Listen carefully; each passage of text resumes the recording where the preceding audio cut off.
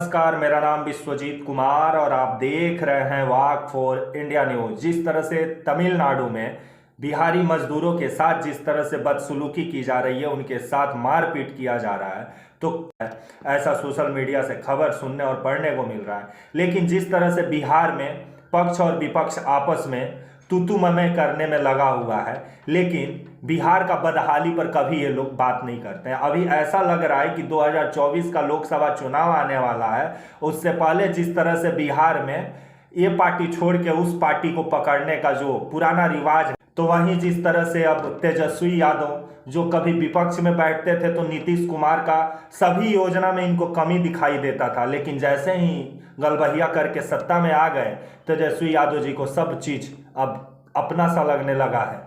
क्योंकि जिस तरह से बिहार के मजदूरों के साथ कभी तमिलनाडु में, तो अभी ये नया नया मामला है, कभी महाराष्ट्र में, कभी गुजरात में, तो कभी कहीं, तो कभी त्रिपुरा में, हर जगह मतलब बिहार के मजदूरों के साथ बदसलूकी किया जाता है। और बिहार के मुख्यमंत्री बोलते हैं कि हम बिहार को नंबर 1 राज्य बनाएंगे। कैसे बनाएंगे हमको साहब समझ में नहीं आता है, थोड़ा आप समझाते तो हमको ज़्यादा अच्छा लगता। क्योंकि जिस तरह से बिहार को आप एक लेबर क्लास का तमगा दिए, उससे ज़्यादा बिहार को तो आप कुछ दिए नहीं। बिहार में हर दूसरा घर का, हर तीसरा घर का लड़का अगर देखिए तो बाहर रोजी रोजगार के तलाश में भटक रहा है। क्योंकि बिहार में मैं हूं अभी, अब बिहार में अभी रोजगार का जो स्थिति है बद से बदतर है। बिहार में तो आदमी दिखाई नहीं देते हैं गांव में। इस पे बिहार सरकार को काम करना चाहिए। और बिहार सरकार का जो योजना है वो भी माशाअल्लाह कमाल का है। मतलब सिर्फ टीवी के माध्यम से, पेपर के माध्यम से बिहार नंबर 1 बन रहा है, लेकिन हकीकत में देखिए तो बिहार का शिक्षा व्यवस्था सबसे बद से बदतर है, जिसके वजह से आज बिहार का वर्तमान और भविष्य दोनों खत्म हो रहा है।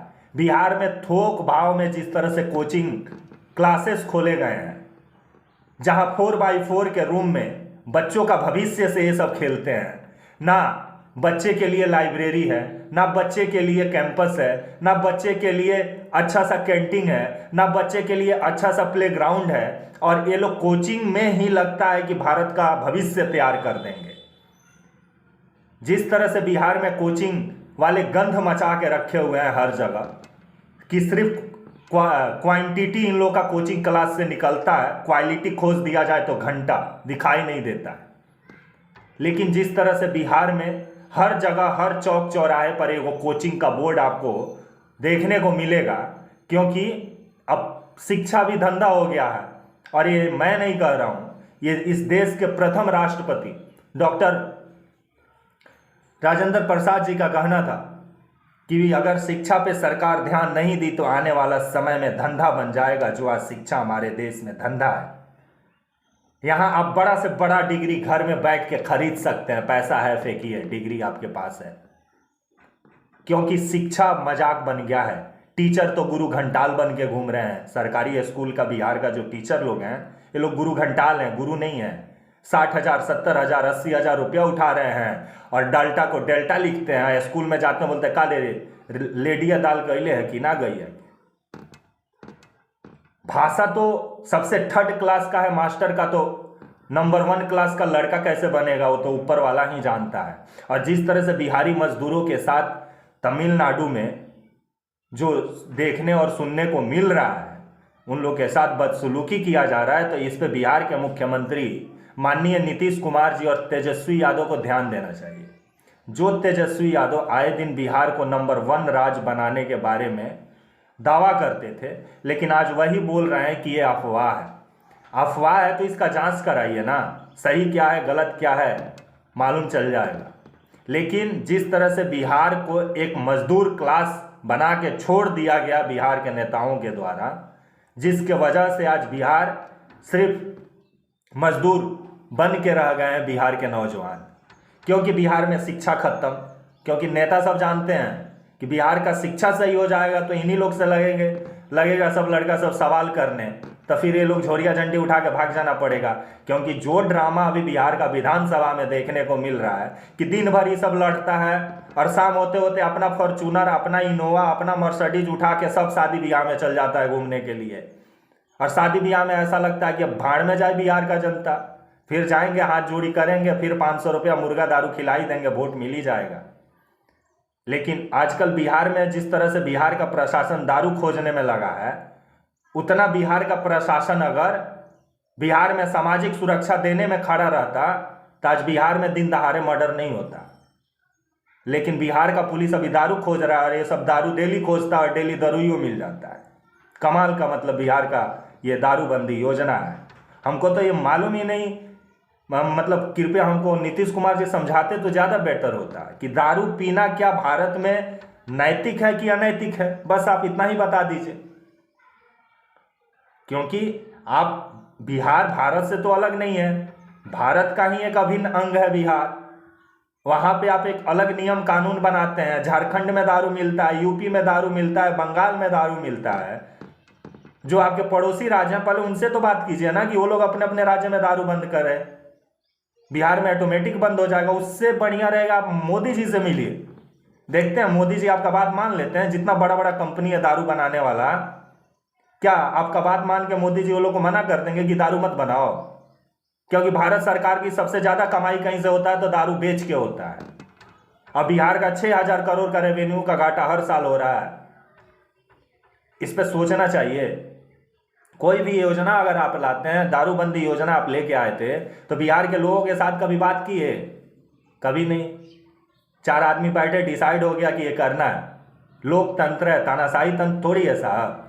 अगर आप दारूबंदी योजना करना था तो उससे पहले आप लोगों को जागरूक करते, लोगों के प्रति एक शिक्षा का भावना फैलाते, तब समझ में आता। अब गरीब जिसको मतलब खाने के लाले पड़े हुए, वो बेचारा गलती से पी लेता है, 10,000 रुपया दरोगा साहब को देना पड़ जाता है उसको। तो इस पे सोचना चाहिए बिहार सरकार को। और बिहार में जिस तरह से अभी कोचिंग क्लासेस गंध मचाए हुए हैं, इस पे भी बिहार सरकार को सोचना चाहिए। जहां 4x4 के रूम में 50-50 लड़के ठूस ठूस के पढ़ाए जा रहे हैं, फिजिकल एक्टिविटी के नाम पे घंटा है, कुछ दिखाई नहीं देता है, और एक नाम का दे दिया गया डिजिटल क्लास। तो इस पे बिहार सरकार को काम करना चाहिए। बिहार में कॉलेज का ठिकाने नहीं है, स्कूल तो भगवान भरोसे चल रहे हैं। जहां लड़के सबको मतलब कॉलेज में, वो गलती से बिहार का किसी कॉलेज में एडमिशन ले लिया तो उसको मतलब 2 साल का डिग्री उसको 7 साल में मिलेगा, नहीं तो 8 साल में मिलेगा, नहीं तो 5 साल में मिलेगा। लेकिन 2 साल का डिग्री 2 साल में नहीं मिल सकता है, क्योंकि ये बिहार है। तो इस पे बिहार वासियों को सोचना होगा।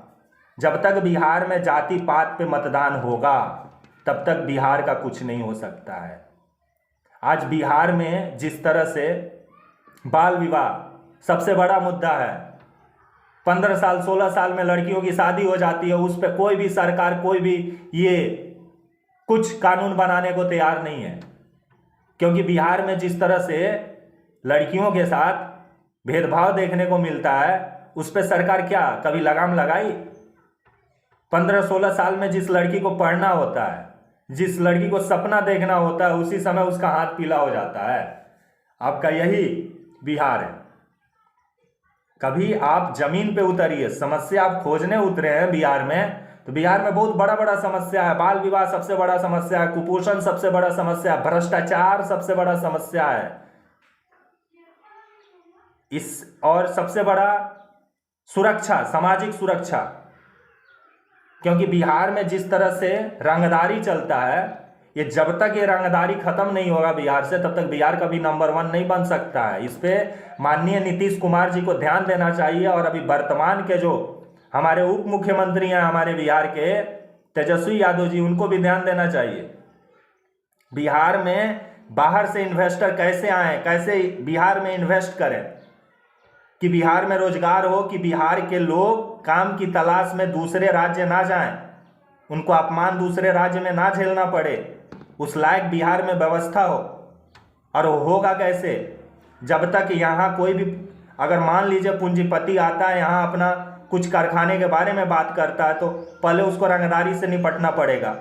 तो सबसे पहले अपना बिहार को एक सुरक्षित बिहार बनाइए कि यहाँ कोई भी इन्वेस्टर आए तो इन्वेस्ट करने में उसको डर भय ना हो। देखिए ना, बिहार में टैलेंट का कमी नहीं है, बस उसको निखारने वाला सही व्यक्ति चाहिए। लेकिन आपस में जिस तरह से पक्ष और विपक्ष कपार फॉलोवर कर रहे हैं लोग, क्योंकि 2024 का लोकसभा चुनाव नज़दीक है, अब तो 1 साल बाद होने ही वाला है। उससे पहले सब रणनीति बनाने में लगे हैं। तो तेजस्वी यादव भी कहीं सोच रहे हैं कि इसी बहाने हम भी, क्योंकि अगर केंद्र में नीतीश कुमार जी सक्सेस हो गए तो बिहार के मुख्यमंत्री और उत्तराधिकारी तेजस्वी यादव ही होंगे। ये शुरू से ही अंदेशा लगाया जाता है। लेकिन जब ये 2024 में सक्सेस होंगे माननीय नीतीश कुमार जी, तब बिहार में जिस तरह से सरकारी स्कूल का स्थिति बद से बदतर हो चुका है, इस पे कम से कम माननीय नीतीश कुमार जी जो बिहार के मुख्यमंत्री हैं उनको ध्यान देना चाहिए। आज बिहार में एक अश्लील गाना, सबसे पहले आपको बिहार को बर्बाद करने में ये जो 2% के गवैया सब है, अश्लील गाने वाला सब, ये सब तो बिहार को खा गया। ये सब पे ना बिहार सरकार लगाम लगाने को तैयार होता है, क्योंकि किसी भी राज्य के लिए उस राज्य का भाषा गहना होता है। अगर उसे आप छीन भीन कर देते हैं तो उस राज्य का अस्तित्व खत्म हो जाता है। आज ये सब जितना 2% का गाना वाला सब है, मतलब होली आ रहा है, होली तो अब नज़दीके आ गया है, देखिएगा ना एक से एक मतलब अश्लील गाना आपको सुनने को मिलेगा। जीजा पे, साली पे, देवर पे, भाभी पे, मतलब जितना गंदा गाना बज जाए। और बिहार के लोग भी एक्सेप्ट कर लिए, मिलियन सीधे वो लोग को लाइक और सब्सक्राइब मिल जाता है, क्योंकि ऐसा लग रहा है कि अब घोर कलयुग आ चुका है। घोर कलयुग का मतलब आप समझते हैं ना, कलयुग भी नहीं, घोर कलयुग। अभी आप अश्लीलता का बाजार सबसे चरम स्तर पे है। जितना अश्लील कंटेंट बनाइए, जितना अश्लील चीज आप बनाइए, उतना आपको देखने के लिए लोग बैठे हुए हैं, बेकरार हैं। अच्छा चीज तो जल्दी समझ में आने वाला नहीं है, क्योंकि बहारो फूल बरसाओ समझने में तो थोड़ा समय लगेगा ना ये गाना, लेकिन ये वाला गाना थोड़ी समझने में समय लगेगा कि जीजा जी धीरे धीरे, जीजा जी लाहे लाहे, घंटा समझने में समय लगने वाला है। क्योंकि शिक्षा रहेगा तब ना अच्छा भावना वाला अच्छा गाना सुनेंगे। यहाँ तो ले अंगूठा छाप, तो अंगूठा छाप का फॉलोअर भी अंगूठा छाप, तो अच्छा कंटेंट पे वो गाना कैसे बना सकता है।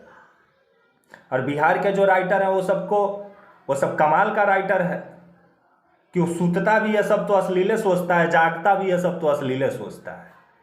अब बिहार का कोई भी राइटर हो, ये लोग को मात्र 5,000 रुपये से ज़्यादा नहीं मिलता है गाना लिखने को, लेकिन ऐसे अपने आप को दिखाता है कि ये लोग बड़ा बड़ा मतलब कवि है।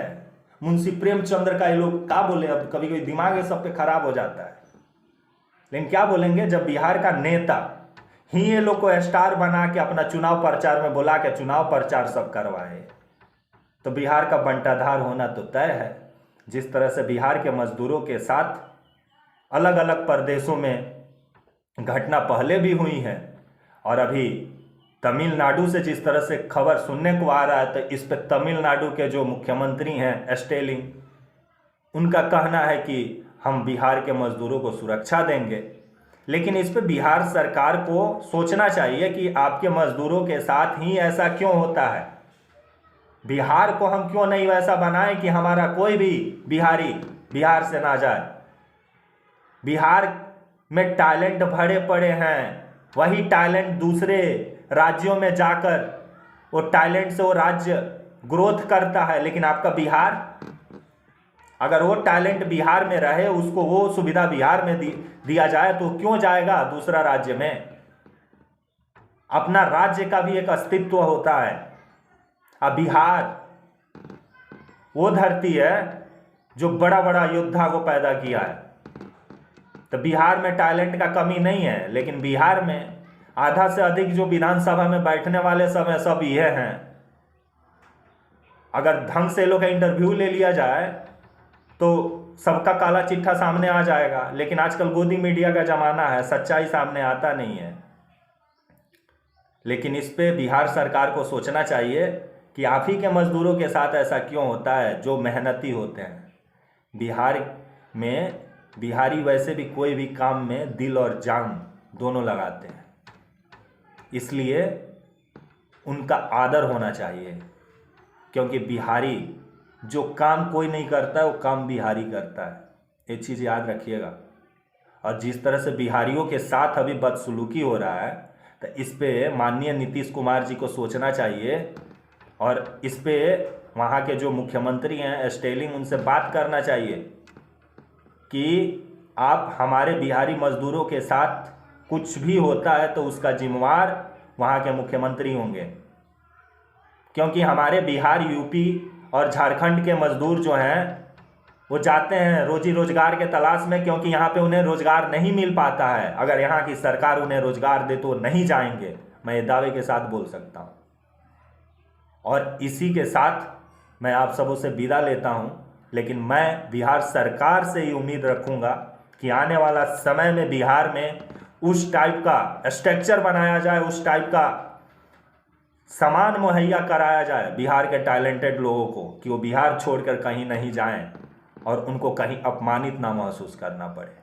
तब तक के लिए आप मुझे इजाज़त दीजिए और आप हमारे channel walk for India news को प्लीज़ लाइक और सब्सक्राइब और शेयर करना ना भूलें। तब तक के लिए नमस्कार।